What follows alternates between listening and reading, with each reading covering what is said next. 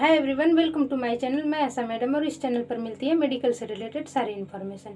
आज मैं बताने वाली हूँ रेडियोलॉजी कोर्स के बारे में कि ये कोर्स क्या होता है, इस कोर्स को करने के लिए क्या क्वालिफिकेशन होना चाहिए, इस कोर्स को करने के बाद काम क्या करना पड़ता है, इस कोर्स को करने के बाद स्कोप कितना रहता है और सैलरी कितनी मिलती है। वीडियो के अंत तक बने रहिए। मैं इन सारे क्वेश्चन को सॉल्व करूंगी। और सबसे पहले मैं बात करूंगी कि ये कोर्स यानी कि रेडियोलॉजी कोर्स क्या होता है। तो रेडियोलॉजी कोर्स मेडिकल फील्ड में बहुत ही आकर्षक कोर्स है, जिसमें कि पेशेंट का जो इंटरनल बॉडी होता है, इंटरनल बॉडी में जो बीमारी होता है, इश्यूज होता है, उनको ये मशीन के थ्रू, इमेजिंग के थ्रू उनका पता लगाया जाता है ना।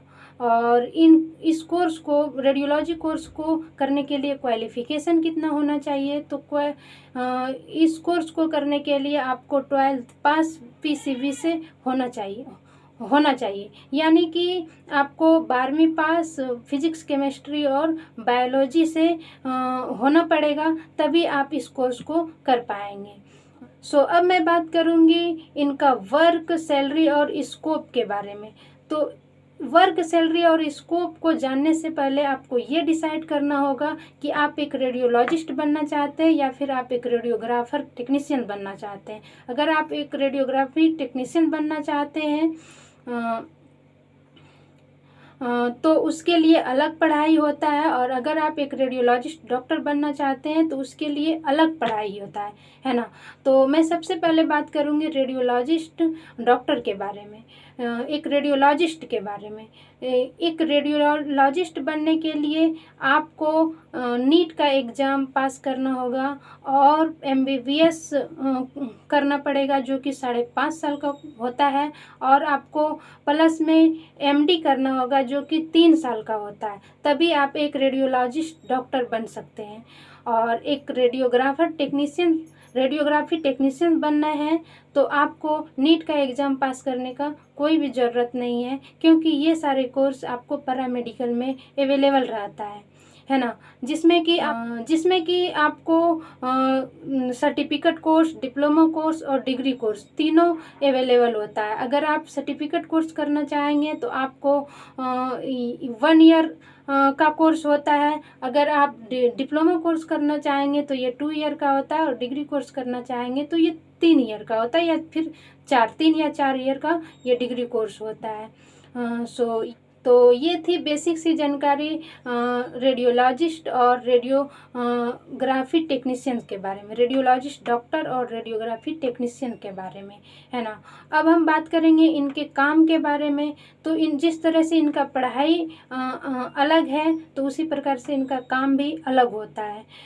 जैसे कि एक आप अगर रेडियोलॉजिस्ट है तो रेडियोलॉजिस्ट का जिस तरह से इसका पढ़ाई अलग है, तो उसी प्रकार से इनका काम भी अलग होता है। अगर आप एक रेडियोलॉजिस्ट है तो रेडियोलॉजिस्ट जो होता है वो रिपोर्ट को रीड करता है और पेशेंट को ट्रीटमेंट करता है, रिपोर्ट को रीड करके पेशेंट को ट्रीटमेंट करता है। जबकि एक रेडियोग्राफी टेक्नीशियन जो होता है वो रिपोर्ट को रीड नहीं करता है, वो क्या करता है, जो रेडियोग्राफर होता है, जो रेडियोग्राफी टेक्नीशियंस होता है, वो क्या करता है, वो सारे मशीन को ऑपरेट करता है और पेशेंट को उसके लिए तैयार करता है। जिस पेशेंट का जिस चीज़ का जांच होना है उसके लिए उसको तैयार करता है। जैसे कि अगर एक्सरे, कोई पेशेंट एक्सरे के लिए आया हुआ है तो उसको एक्सरे के लिए पेशेंट को तैयार करना और एक्सरे मशीन को ऑपरेट करना, ये एक रेडियोग्राफी टेक्नीशियन का वर्क होता है। हम बात करेंगे उनके सैलरी के बारे में और स्कोप के बारे में।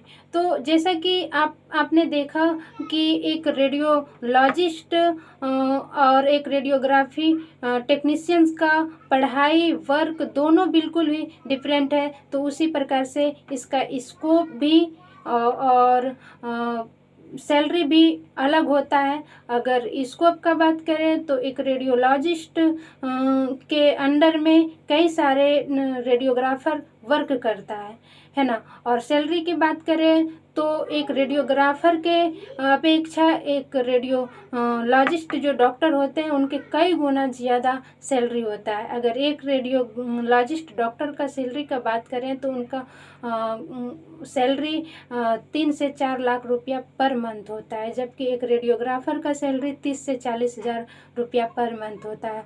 एक्सपीरियंस है तो, है ना। और स्कोप की बात करें तो एक रेडियोलॉजिस्ट डॉक्टर होता है, इनके अंदर में रेडियोग्राफर वर्क करता है ना। तो ये थी रेडियोलॉजी कोर्स के बारे में संपूर्ण जानकारी। और वीडियो को अंत तक देखने के लिए थैंक यू।